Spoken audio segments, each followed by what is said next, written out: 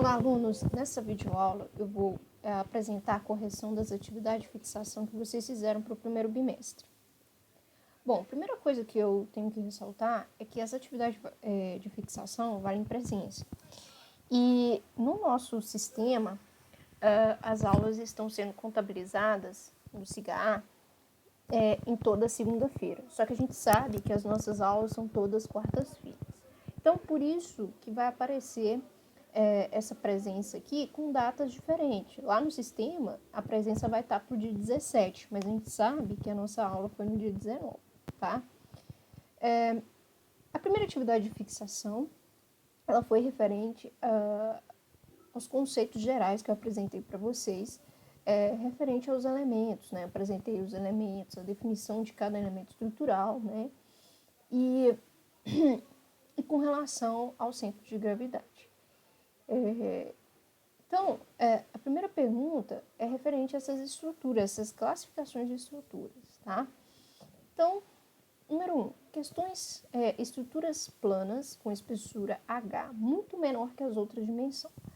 Então, quando a gente fala de uma estrutura que ela tem uma dimensão muito menor que as outras duas, tá? A gente tem que pensar em 3 dimensões, né? Então, a gente tem, nesse caso aqui, né, L1 é um comprimento equivalente, né, grande, né? L2 também, e L3 é essa espessurinha, né? O que leva, né, a um valor muito menor do que L1 e L2, tá? Então, L3 aqui equivale a essa espessura H. Então, o que seria esse elemento? O que vocês imaginam que seria esse elemento? Uma placa, né? Parece uma placa, ou melhor dizendo, uma laje. Então, dentre as alternativas, a única que se enquadra é a letra B, lajes. Não é sapata, porque sapata é um elemento de fundação onde as 3 dimensões, L1, L2 e L3, importam, tá? Então, ele não tem uma espessura H muito menor que as outras dimensões. Todas as 3 dimensões têm tamanhos equivalentes, tá? Viga também não é. Por que não é? Viga é um elemento linear. E viga, né, tem um comprimento, né, muito maior do que a sua seção transversal, tá? Pilar, a mesma coisa, ok? Então, a única resposta cabível é a letra B. 2. Tipo de estrutura composta por vigas e pilares. Quando eu apresentei para vocês a definição de vigas e pilares, eu apresentei também essa imagem grifando esses elementos. A gente sabe que o pilar ele é posicionado sempre na vertical e a viga na horizontal. Então, os pilares são esses elementos aqui, que a gente também chama de coluna, tá? E esses elementos horizontais são as nossas chamadas vigas. O que é, então, um pórtico? Um pórtico é a combinação dos pilares com vigas. Então, aqui, ó, nessa edificação, a gente tem várias composições de pórticos, tá? Então, as nossas edificações, elas são feitas em pórtico, né? A maioria delas. Então, aqui a gente vê vários pórticos aqui, combinações de vigas e pilares, tá? Então, isso é o meu pórtico. Então, na hora que eu apresentei as definições de vigas e pilares, eu fiz essa apresentação no pórtico, né? Então, dentre as alternativas, a única que está correta é a letra D. Por que não é uma treliça? Treliça também é um conjunto de elementos de barras, né? De elementos lineares. Só que a gente vê em coberturas, né? Imaginar aquela composição, né? De barras em diagonal, enfim. Eu também mostrei para vocês. Então, não é uma estrutura composta de vigas e pilares, não. Um galpão é uma estrutura onde a gente vai ter pórticos, mas é uma estrutura em 3 dimensões, onde a gente tem umas sofisticações com relação a essa estrutura, né? Na verdade, é uma edificação, um galpão, tá? Então, ela vai ser composta por pórticos, tá? E não composta por vigas e pilares. Não é um tipo específico, é um tipo de edificação. Coluna, acabei de explicar, coluna é o nosso pilar, né? Então, não seria essa a resposta. Então, a única é a letra D. 3. Resistência das estruturas ou resistência dos materiais determina. A gente deve lembrar que a resistência, né, dos materiais ou resistência das estruturas se refere à parte interna do meu elemento, né? E eu expliquei a diferença entre análise estrutural e resistência dos materiais. A análise estrutural vai analisar o que está ocorrendo na minha estrutura, né? Tanto na questão do carregamento, né? O que vai provocar na minha estrutura. Então, a gente tem a representação dos nossos elementos, né? Que a gente fez, né? Das vigas com as cargas e, consequentemente, as suas solicitações. Então, a gente estuda solicitações, né? Solicitações e deslocamentos. Por que solicitações e deslocamentos? Porque essa é a parte importante para a gente entender como está, fazer a verificação da nossa estrutura. Enquanto a resistência dos materiais, ela vai analisar o quanto que esse material vai resistir, né? O quanto que essa peça vai resistir. E aí ela vai analisar as tensões e deformações que ocorrem nesse material, né, nessa peça. Então, eu estou falando de deformações e tensões. Então, eu falei que esforços solicitantes e deslocamentos se referem à análise estrutural, tá? Então, a letra A não é a correta. A letra B também não está correta porque fala de esforço solicitante. Isso fica para análise estrutural. Então, a C é a que refere à resistência dos materiais. A D também não é, porque o deslocamento a gente analisa na análise estrutural. Bom, número 4. Determine o momento fletor no ponto O, que é esse ponto aqui. Então, eu tenho uma força, tá, de 3 N aplicado a uma distância de 2 metros desse ponto O. Como que eu calculo o momento fletor em relação a esse ponto? Momento é força vezes distância. Então, eu vou pegar esses 30, que é a minha força, e multiplicar pela distância, que é 2. Então, fazendo esse cálculo, eu vou encontrar um momento fletor de 60 N vezes metro. Logo, eu posso responder a minha pergunta, que vai ser a letra C. Número 5. Essa número 5, eu não lembro exatamente a pergunta, que eu acabou dando um problema nessa questão e acabou sendo excluída lá no Microsoft Forms, tá? Mas eu acho que o intuito era saber qual posição me traria um maior giro, né, nesse ponto aqui onde tem a porca. Eu quero desparafusar essa porca ou apertar essa porca. Nesse caso, ele está querendo apertar, né? Do jeito que está aí, essa chave está querendo apertar. Então, eu queria saber, né, qual posição seria a melhor, né, para eu fazer, né, provocar esse maior giro na porca, né, nesse ponto aqui. Então, o que eu tinha que fazer? Eu tinha que calcular o momento fletor referente a essas duas posições, posição A e posição B. Observe que na posição A, ele está aplicando uma força de 10 N. E na posição B, ele está aplicando uma força de 6 N. Qual que provocaria o maior giro? Se você olhar só a força, você vai dizer que a de 10 vai provocar maior giro. Mas será? Enquanto aqui, a gente tem distâncias diferentes, né, em relação a essa porca. Então, vamos analisar um caso por vez. Força aplicada em A. Então, o momento fletor é força vezes distância. A distância aqui de A até a porca é de 10 centímetros. Então, a gente vai ter um momento de 100 newton vezes centímetros, tá? Enquanto a força aplicada em B, que é uma força menor, está uma distância maior, de 20 centímetros. Ao fazer o momento fletor, a gente vai achar um momento de 120 newton vezes centímetros. Então, perceba uma coisa. Quando eu estou a uma distância bem maior do ponto onde eu quero aplicar o giro, eu consigo fazer, com menos esforço, um torque maior nessa peça. Então, eu não preciso de tanto esforço para tirar essa porca, né, ou apertar essa porca. Eu só preciso pensar que se eu aumentar a distância, aumentar o braço de alavanca que a gente fala, né, eu aplico uma força muito menor e provoco um giro muito maior. Então, a questão era justamente para vocês terem essa percepção.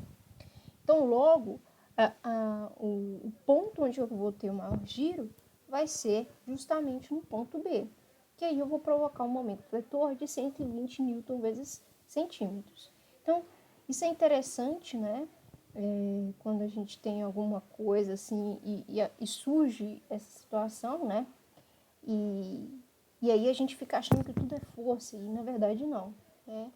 Na verdade, é uma questão muito simples, né, de ser resolvida, né, aumentando o braço de alavanca da peça, né? Bom, a questão número 6, eu fiz em uma aula. Eu fiz essa questão na aula porque surgiu muita dúvida, principalmente porque esse quadrado aqui, ele está na parte negativa do meu eixo X. E aí surgiu essa dúvida. Então eu resolvi esse exercício em sala. Mas só para relembrar, a gente tem essa figura e eu quero saber o centro de gravidade dela. Bom, então eu consigo dividir em duas figuras. Eu tenho um quadrado menor aqui e um quadrado maior nesse lado. Bom, para matar a charada dessa questão, é com relação à posição do eixo aqui que ele pediu para analisar, né? Então, o eixo está passando bem aqui assim. Então, cuidado com isso. Então, a primeira coisa que a gente tem que determinar é o ponto central de cada uma dessas figuras. Pronto, determinei. Calculei as áreas, tá? Área 1, referente a essa figura 1, que vai ser 6, né, vezes 8, que vai dar 48. E a área 2, que vai ser 16 vezes 12. Perfeito. Calculei. Agora eu vou calcular as distâncias, né? Eu quero o centro de gravidade, eu quero uma coordenada x, y, tá? Então, eu vou determinar a distância desses pontos centrais até os meus eixos de referência, tá? O primeiro que eu vou calcular é x. Então, eu vou pegar a distância desse ponto até o eixo y. x1 vai ser a metade da largura desse quadrado, tá? E a metade é 4. Só que é um 4 negativo, tá? Porque, né, ele está no lado esquerdo do eixo y, tá? Que são, contabilizam valores negativos de x, tá? Pronto, agora eu vou calcular o da figura 2. O da figura 2, né, a distância desse ponto central até o eixo y vai ser a metade de 16, que vai ser 8. Positivo porque está no lado direito, né, de y, refere-se aos valores positivos de x. Com isso, eu posso jogar nessa forma onde eu vou determinar o xCG. Então, eu vou pegar essas coordenadas que eu calculei e multiplicar pelas referidas áreas e dividi-las pela soma das áreas. Pronto, agora eu substituo os valores e obtenho xCG, 5,6. Agora a gente calcula o y, tá? As áreas permanecem as mesmas, né? Não mudou nada.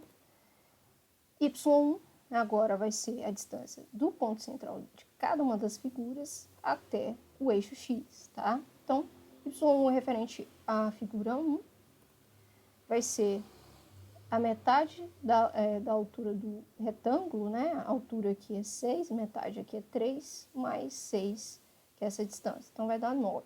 E y2, né, referente à figura 2, vai ser a metade de 12, né? Então, vai dar 6.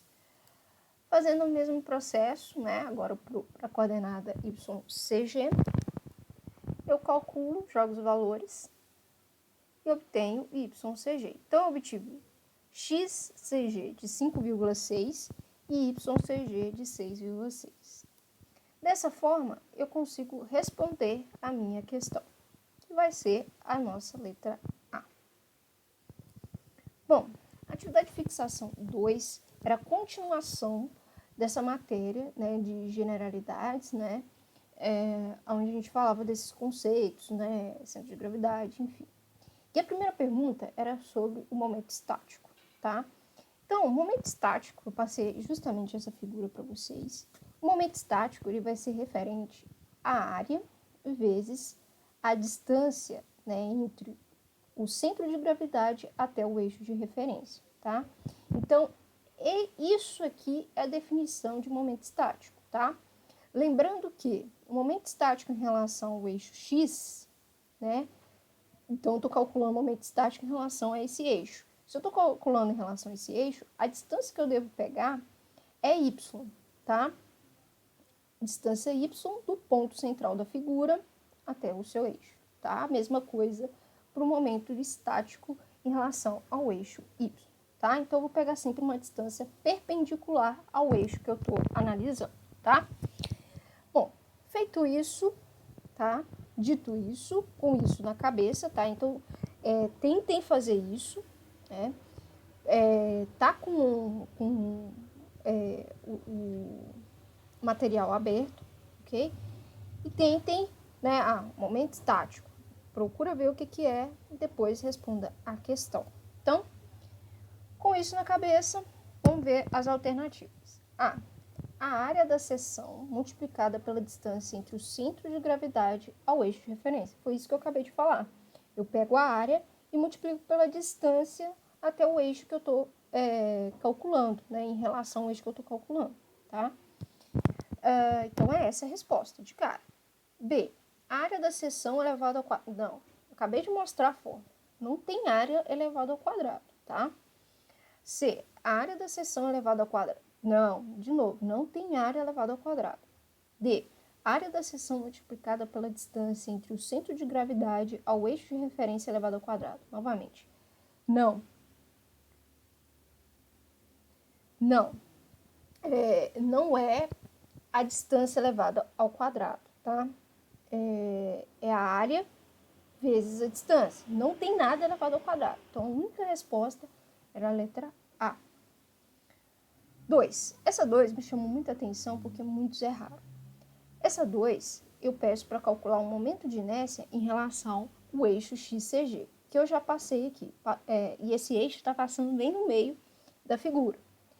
Só que eu passei para vocês uma tabelinha mostrando as propriedades geométricas das figuras. Tinha o quadrado, retângulo, o círculo, enfim, tinha uma série de figuras lá, as figuras mais básicas. E aí, eu não entendi o porquê que vocês acabaram errando essa questão. Era simplesmente pegar essa tabela e aplicar. Então, qual forma que eu ia utilizar? Essa forma, de cara. Eu ia pegar e utilizar essa forma. O que é B? B é a base da figura, a largura da figura, que é 10. A altura é essa altura toda do meu retângulo, que é 8 mais 8, 16. Então, com esses valores, era só eu jogar na fórmula e obter o momento de inércia em relação ao XCG. Logo, eu ia obter um valor de 3.413,33 centímetros a quarta. Dessa forma, a minha resposta correta seria a letra C. Essa daqui que me surpreendeu, que eu achei que essa seria uma que iria gerar bastante erro, pelo contrário, foi que teve uma quantidade de acertos maior do que a do quadrado, que é a do triângulo. E eu tenho aqui as dimensões no meu triângulo, base e altura, tá? E eu quero também um momento de inércia em relação a esse eixo. Já até posicionei o eixo. Então, eu vou usar essa fórmula que também está lá nessa tabelinha que eu falei para vocês, que eu passei para vocês. Então, com essa fórmula, eu tenho o valor de B, que é 6, e H, que é 5. Jogo, obtenho o valor de 20,83 centímetros a quarta. Então, com isso, né, eu vou ter a resposta A como a correta. A 4 também me surpreendeu. Todos acertaram, todos não, a maioria acertou essa questão, né, diferente do retângulo, né. Então, era simplesmente ir lá, consultar, pegar a fórmula, né, e jogar da mesma forma. Então, essa inércia é calculada como π vezes d a quarta dividido por 64. O d eu já dei, que é o diâmetro da peça. Então, π vezes 15 a quarta dividido por 64. Eu vou achar o resultado de 2.485,05 centímetros a quarta. Com isso, minha resposta vai ser a letra B. Ok? Então, essas foram as questões da atividade de fixação 02 e agora a 03. A 03 foi uma aula que eu passei para vocês referente às condições estáticas do corpo, né? Conceitos básicos de estática. E a primeira coisa que eu expliquei nessa aula foi com relação ao equilíbrio do corpo. E essa questão me chamou muita atenção porque houve muitos erros. Bom, eu passei nessa aula justamente esse vídeo, tá? Mas primeiro, antes de mais nada, vamos ler a questão. Para que um corpo submetido a um sistema de força esteja em equilíbrio, é necessário que... Bom, eu passei esse vídeo mostrando justamente que se eu tenho uma esfera, ela está parada, mas qualquer movimento que qualquer toque que eu fizer nela, esse toque seria minha força, tá? Porque a força vai tender a deslocar esse corpo, então justamente isso que acontece, então ele não está em equilíbrio. Ele está ali imóvel, né? Mas qualquer ação que eu aplicar nele, ele vai se mover. Eu falei para vocês que a força, ela provoca um deslocamento, uma translação, tá? Enquanto que o momento, ele vai provocar uma rotação. Isso tudo são movimentos, tá? Esses movimentos, né, vão provocar, vai me dizer que esse corpo não está em equilíbrio, né? Se tem movimento, ele não está parado, né? Então, a questão era o seguinte, era pensar nessa forma. Se meu corpo ele tem translação e rotação, ele está em movimento, então ele não está parado.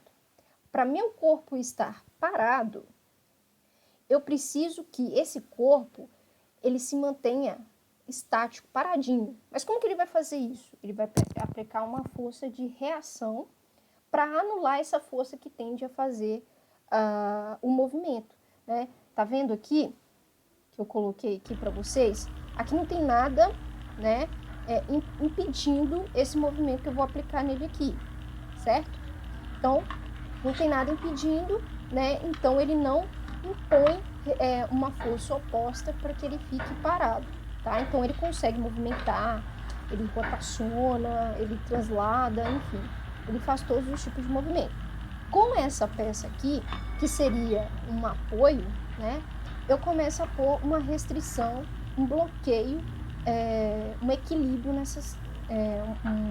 uma reação a essa força. Ou seja, com essa peça, o meu corpo está aplicando uma reação, uma força oposta a essas ações que estão sendo aplicadas nele. Ou seja, pode ser uma força, pode ser um momento também.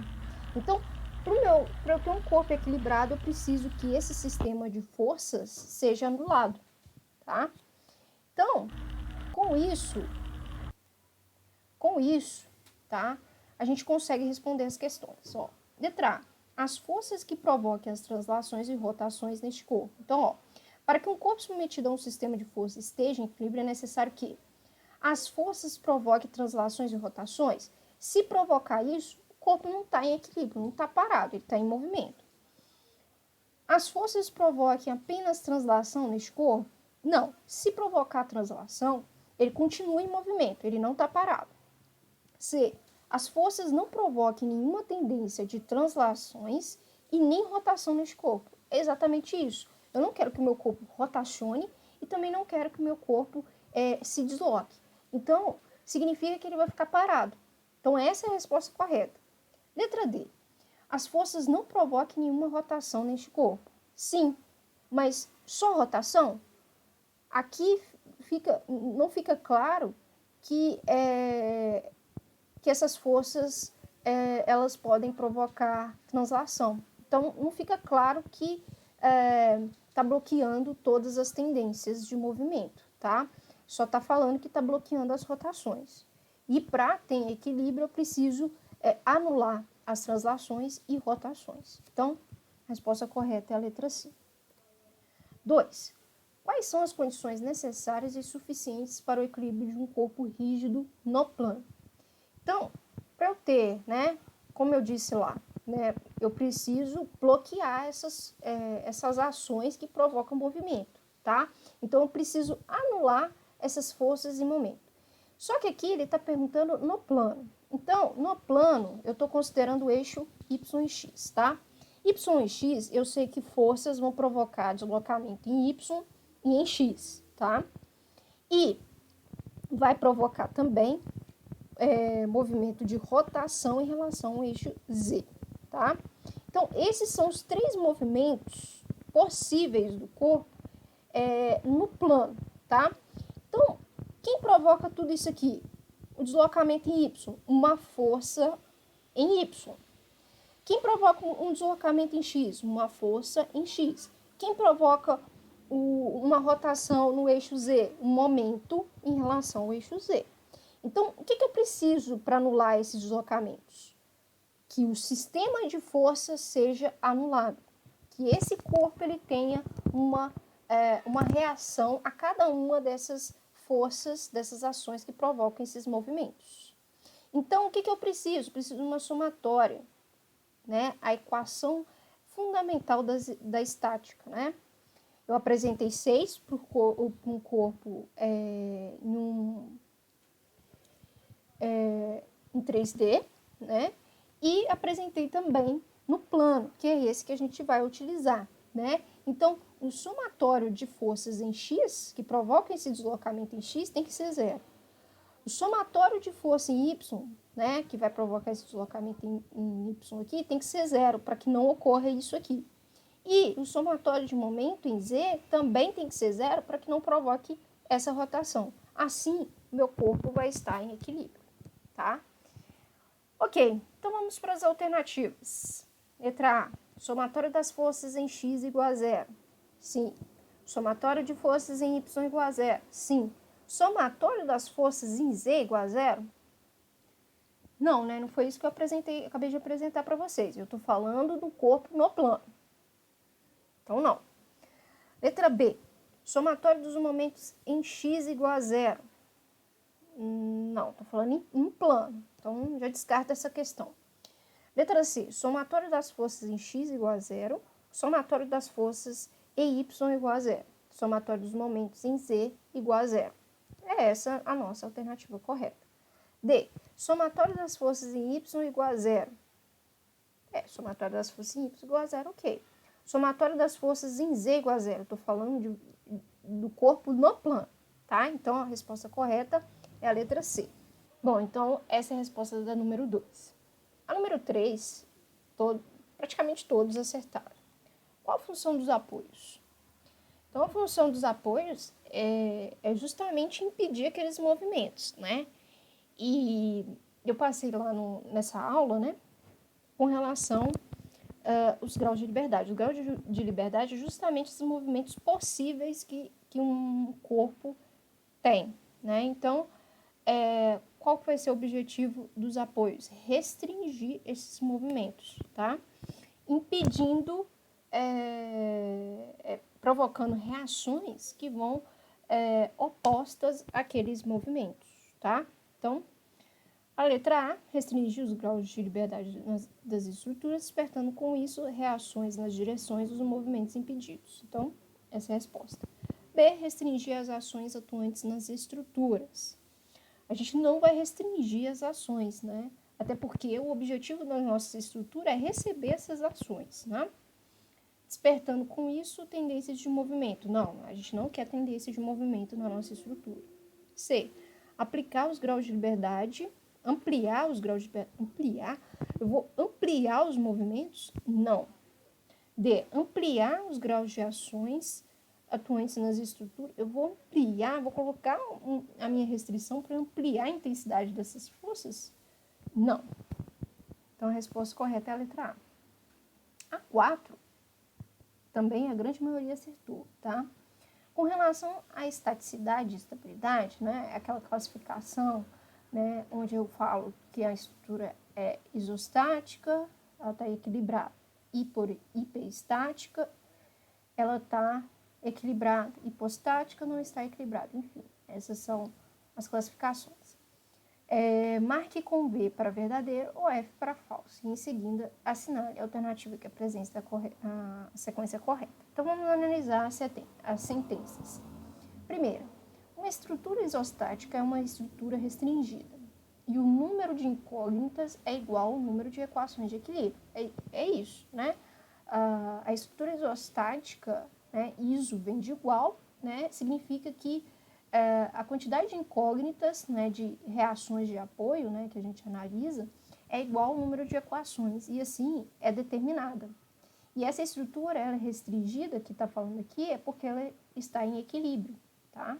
Então, ela não tem movimentos, tá? Então, é uma sentença verdadeira. Uma estrutura hiperestática é uma estrutura restringida. Ok, ela é uma estrutura equilibrada, né? Ou seja, ela não tem tendências de movimento. E o número de incógnitas é maior que o número de equações de equilíbrio. Está no nome, né? Hiper vem de mais. Então, o número de incógnitas, né, que vem das reações de apoio, é muito superior ao número de equações de equilíbrio. Lembrando que o número de equações de equilíbrio são só 3, tá? Então, essa é verdadeira.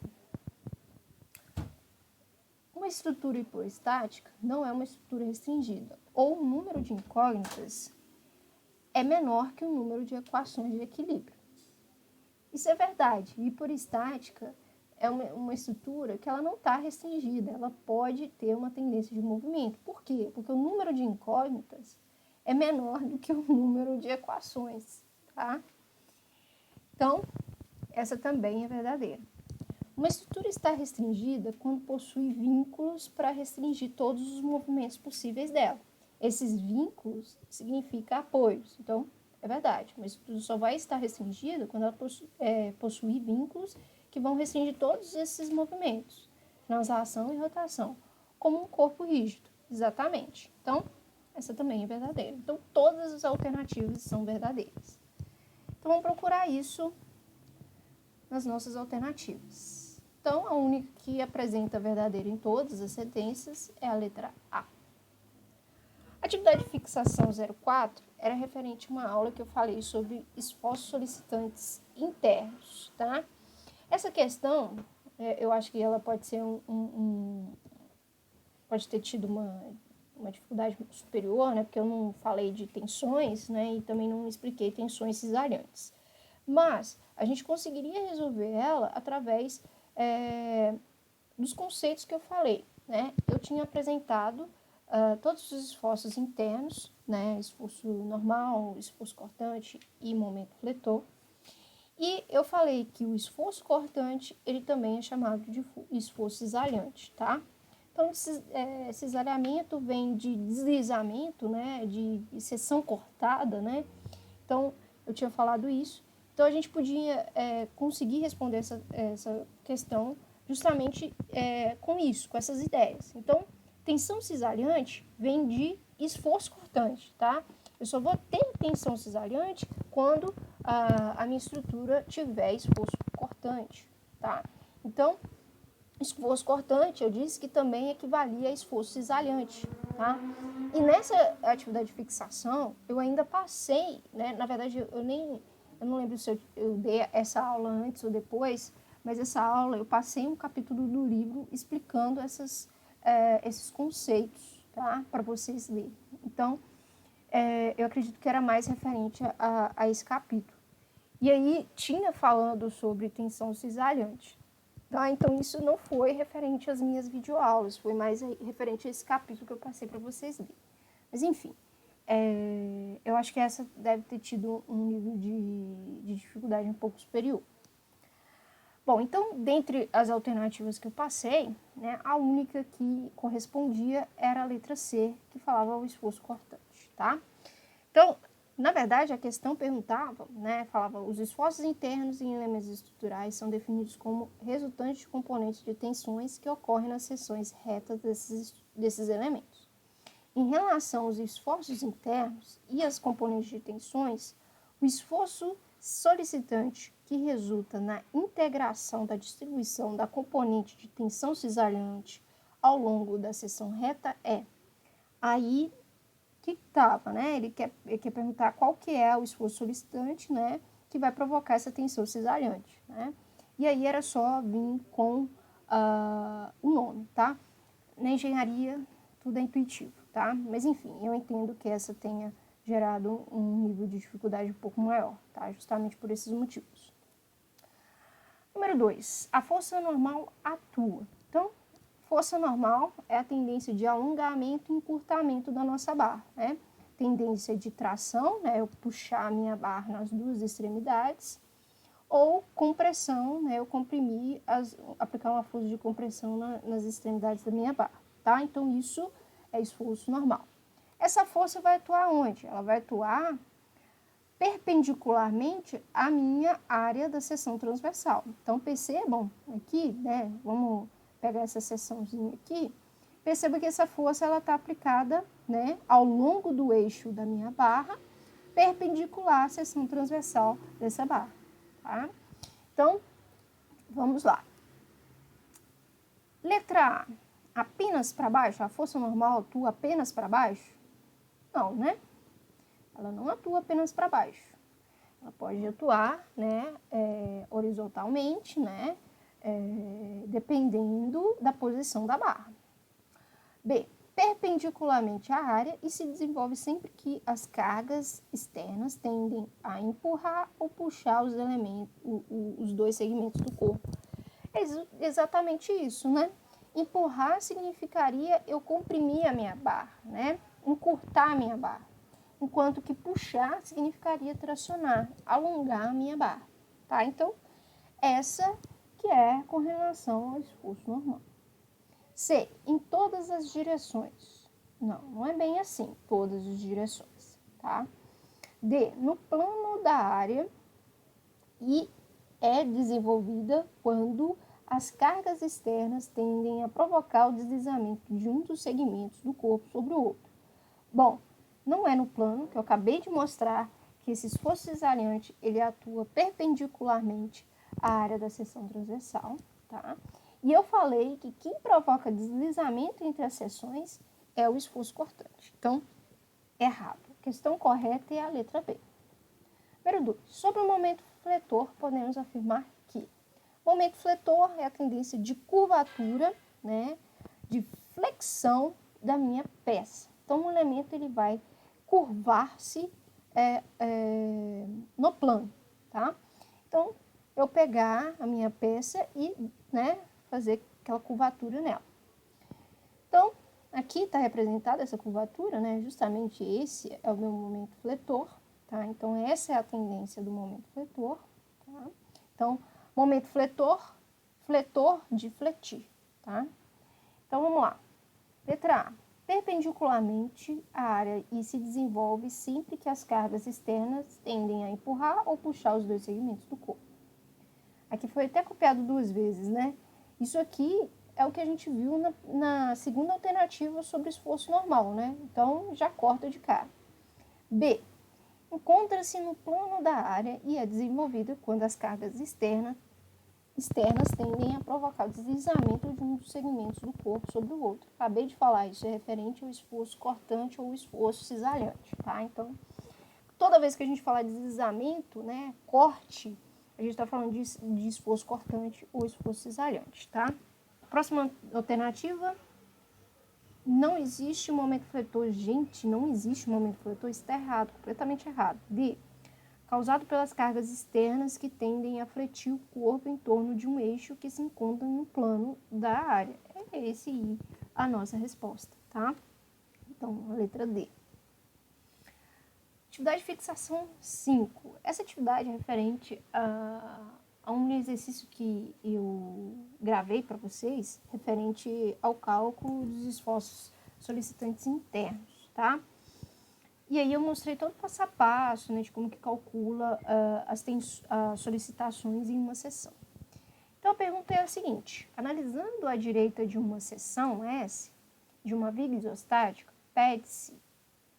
pode-se dizer que a força cortante será positiva se... Então, ele está querendo saber qual é a consideração com relação à força cortante, tá? Então, isso aqui é uma seção aleatória qualquer, tá? E aí, eu tenho os meus cortantes positivos. Olha, um é para cima e o outro é para baixo.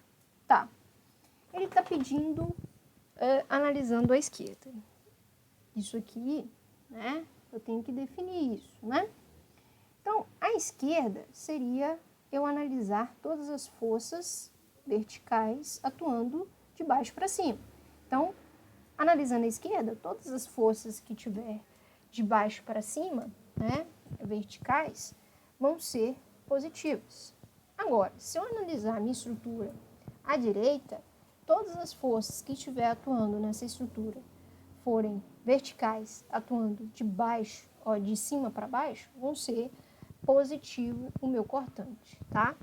Então, analisando as alternativas, letra A, força horizontal que estiver atuando de baixo para cima. Não, de baixo para cima seria se eu estivesse analisando da esquerda. Aí sim, seria um cortante positivo. Então, isso não é verdade. B, força horizontal. Não, não é força horizontal. Estou analisando uma viga, tá? E a carga que vai ser referente ao esforço cortante vai ser sempre aquela carga, aquela força que estiver perpendicular ao eixo da viga, né? Ou eixo da estrutura. Então, no caso, não é força horizontal. C, força vertical que estiver atuando de cima para baixo. Né? É exatamente essa força aqui. Né? Então, essa, analisando a direita, é o meu cortante positivo. Então, essa é a resposta. Letra D, a força horizontal. Horizontal, novamente, não é, horizontal, a gente estaria falando de esforço normal. Então, a resposta correta é a letra C. Atividade de fixação 06. Então, essa atividade de fixação, né, eu já tinha apresentado, né, esse cálculo da seção e tudo mais, tá? E aí eu pedi para vocês calcularem o esforço, os esforços solicitantes internos nessa seção demarcada na estrutura, tá? Então, aqui eu tenho uma viga isostática. No apoio A, eu tenho um apoio fixo, tá? Onde eu tenho duas reações. E no B, eu tenho um apoio móvel, tá? Por isso que tem esse espaçozinho entre o triângulo e o chão, tá? Justamente para identificar que ele é móvel. E ele só tem uma reação, tá? Então, eu quero saber quais são os esforços solicitantes, normal, cortante, momento, dessa seção S. Bom, para eu conseguir determinar esse esforço, eu preciso, primeiramente, determinar as reações de apoio. Então, no apoio A, como eu disse, é um apoio fixo, eu tenho duas reações, VA na vertical e HA na horizontal. No B, eu vou ter apenas um vertical, que eu vou chamar de VB. Utilizando o somatório de forças, o primeiro somatório que eu vou utilizar é o somatório de forças na horizontal ou o somatório de forças em X igual a zero. Então, a única força que eu tenho em X é HA. E HA não tem mais nenhum outro. Então, HA vai ser igual a zero. Somatório de forças em Y. Então, todas essas forças verticais aqui. Então, eu vou ter VA positivo, menos 3 toneladas, menos 9 toneladas e mais VB. Isso tudo tem que ser igual a zero.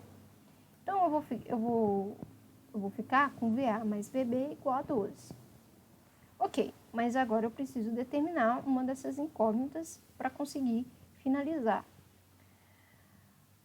Bom, então vou para o somatório de momento. Somatório de momento fletor no ponto A, nesse ponto aqui, tem que ser igual a zero. Lembrando que momento fletor positivo girando no sentido horário. Então, fazendo isso, eu vou ter que 3 vai provocar o momento fletor em A no sentido horário positivo. Então, vai ser 3 vezes a distância. Então, a distância até o ponto A é 8. Então, 3 toneladas vezes 8 metros. Mais, também, o 9 toneladas vai provocar um momento fletor no sentido horário, e vai ser positivo. Então, vai ser 9 toneladas vezes a distância no ponto A. Essa distância vai ser 11 metros, né, que é a soma aqui. E a reação VB também vai provocar um momento, só que girando no sentido anti-horário, negativo, vai ser VB vezes 13, que é essa distância toda até o ponto A. Isso tudo tem que ser igual a zero. Fazendo isso, eu vou chegar no resultado em que VB é igual a 9,46.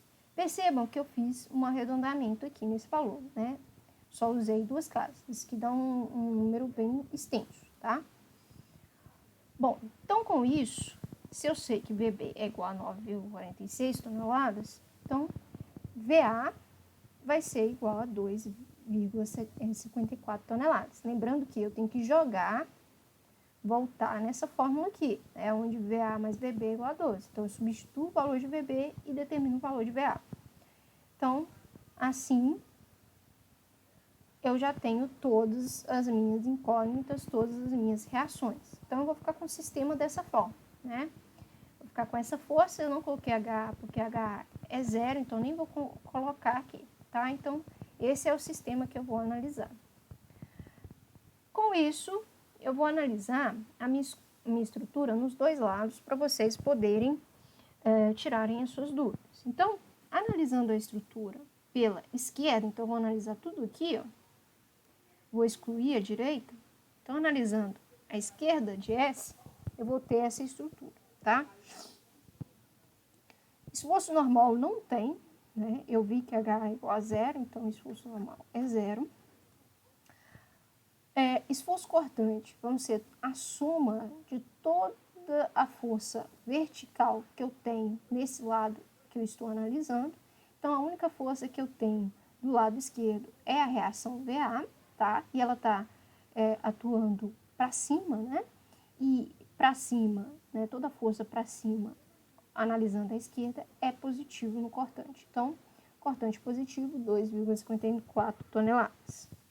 Agora, o momento fletor. O momento fletor, eu tenho que analisar o momento fletor nesse ponto S. Então, eu tenho que analisar as forças que provocam o momento nesse ponto. Então, a força de 2,54 vai provocar o momento em S com uma distância de 4 metros, tá? O momento fletor, para ser positivo, ele tem que estar girando no sentido horário, tá? Então, o momento fletor vai ser 54, desculpa, vezes 4 metros. Isso vai dar 10,16, tá? Percebam que eu estou arredondando os valores, né? Eu arredondei o valor do cortante, né? Deu 2,54.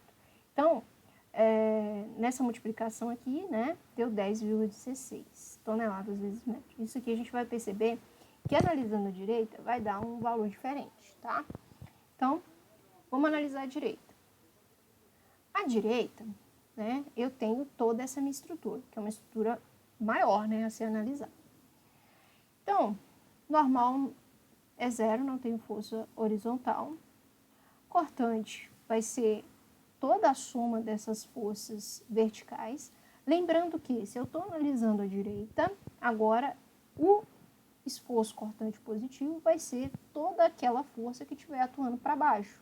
Então, toda a força vertical atuando para baixo é uma força positiva. Então, 3 toneladas é positivo, 9 toneladas é positivo e esse 9,46 negativo. Então, jogando aqui, fazendo essa conta, eu vou ficar com um cortante positivo de 2,54 toneladas. Ok, né? Deu igual, né? O esforço normal o cortante, analisando a direita e a esquerda. Agora, vamos analisar o momento. O momento, nesse caso, para ele ser positivo, ele tem que estar girando no sentido anti-horário, tá? Então, essas forças aqui, de 3 e 9, vão provocar um momento no sentido horário, então vão ser negativos, enquanto que o 9,46 vai provocar um momento no sentido anti-horário e vai ser positivo, tá? Então, eu vou ter um momento de menos 3 toneladas vezes a distância, né, do ponto de aplicação da força até o ponto S, tá? Vou analisar sempre o ponto S. Então, uma distância 4.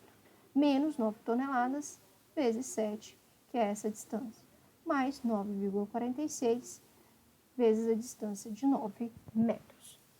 Feito isso, eu vou ter um momento de 10,14 toneladas vezes metro. Então, percebam o seguinte, devido ao arredondamento, né, dos valores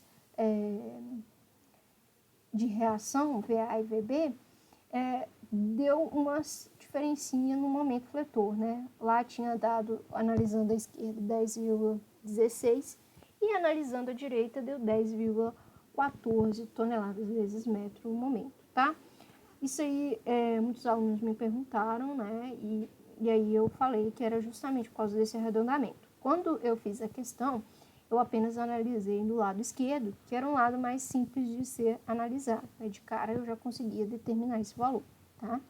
Então, sendo assim, né, qual resposta vai corresponder a correta, né, referente a essa viga? Vai ser a letra C, né? O esforço normal é 0, cortante 2,54 toneladas e momento coletor de 10,16 toneladas vezes metro. Isso analisando a esquerda, tá? E aí, a gente fecha, né, com essa atividade com relação às atividades do primeiro bimestre. Qualquer dúvida, só me perguntar na próxima aula, ok? Até mais!